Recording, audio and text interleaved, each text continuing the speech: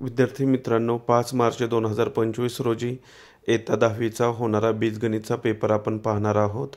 ही प्रश्नपत्रिका 39 गुणांसाठी आहे। वेळ 2 तास आहे। सूचनांचं वाचन करा व्यवस्थित।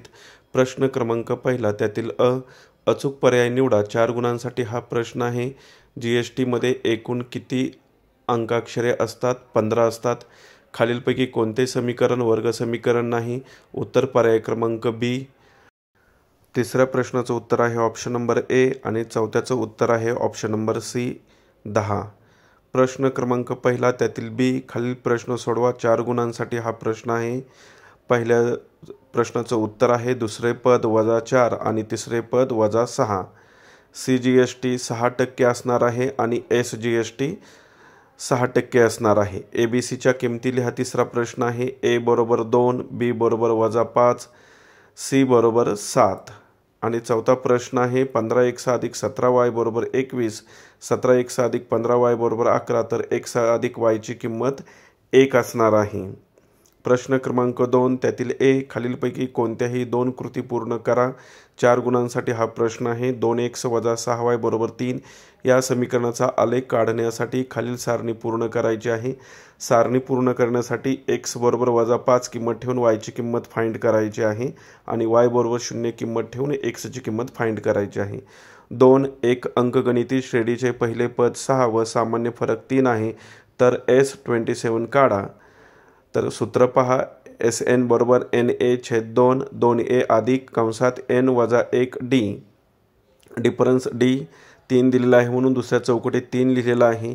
27 - 1 26, 26 गुणिले 3 78, 26 त्रिक 78 अधिक 12 90, 90ला 2ने भागाकार केल्यानंतर 45 येणार आहे म्हणून 27 गुणिले 45 1215।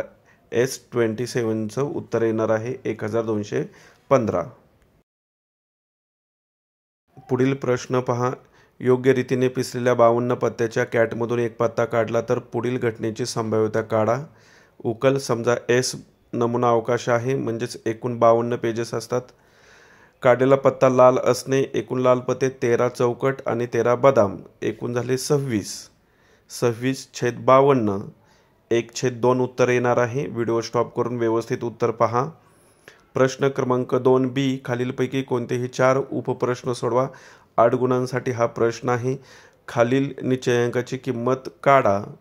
1.3 मधलं उदाहरण आहे, व्यवस्थित सोडवा। खालील वर्ग समीकरण अवयव पद्धतीने सोडवा। 2.2 मधील उदाहरण आहे। पुढील क्रमिक अंकगणित श्रेणी आहे का ते ठरवा। 2 गुणांसाठी हा प्रश्न आहे। 4 अंकाची पुनरावृत्ती न करता घटनेची संभाव्यता काढायची आहे। त्यानंतर प्रश्न क्रमांक 3, खालीलपैकी कोणतीही एक कृती पूर्ण करा। 3 गुणांसाठी हा प्रश्न आहे। जिथे प्रश्नचिन्ह दिलेले आहे तेथील उत्तरं शोधून लिहायची आहेत। कॅल्क्युलेशन करा, अतिशय सोपं आहे। आता पुढील प्रश्न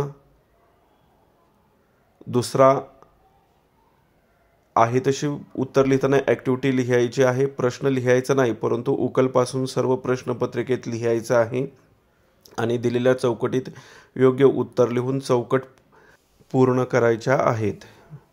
व्हिडिओ फास्ट होत असेल तर व्हिडिओ स्टॉप करून व्यवस्थित दिलेली ॲक्टिव्हिटी म्हणजेच कृती पहा। अतिशय सोपी आहे। प्रश्न क्रमांक 3 ए मध्ये फक्त एकच ॲक्टिव्हिटी लिहायची आहे। यामध्ये 2 ॲक्टिव्हिटी दिलेल्या असतात। 6 चौकटी असतात। 6 चौकटी जर बरोबर आले तर 3 मार्क्स मिळतात। आता त्यानंतर प्रश्न क्रमांक 3 मधील बी प्रश्न पहा।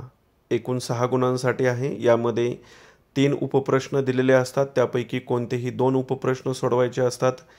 पाठ्यपुस्तकातीलच आहे तसे हे प्रश्न असतात, अतिशय सोपे असतात। कधी कधी 4 उपप्रश्न दिलेले असतात, तरीही 2च उपप्रश्न सोडवायचे आहेत 4 पैकी।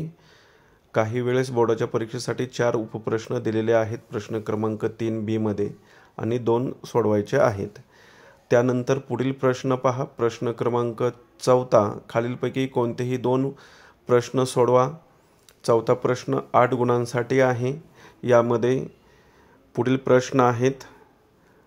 खालील वारंवारता वितरण सारणीसाठी आयतालेख काढा। आयतालेख काढायचा आहे। 4 गुणांसाठी हा प्रश्न आहे।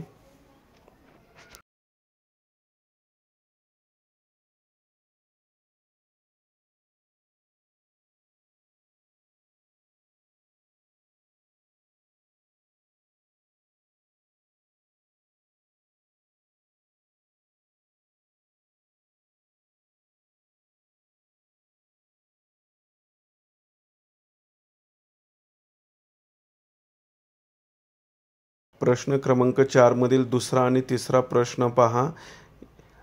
3 पैकी 2च सोडवायचे आहेत. आणि प्रश्न क्रमांक 5 खालीलपैकी कोणताही एक उपप्रश्न सोडवा. 3 गुणांसाठी हा प्रश्न आहे.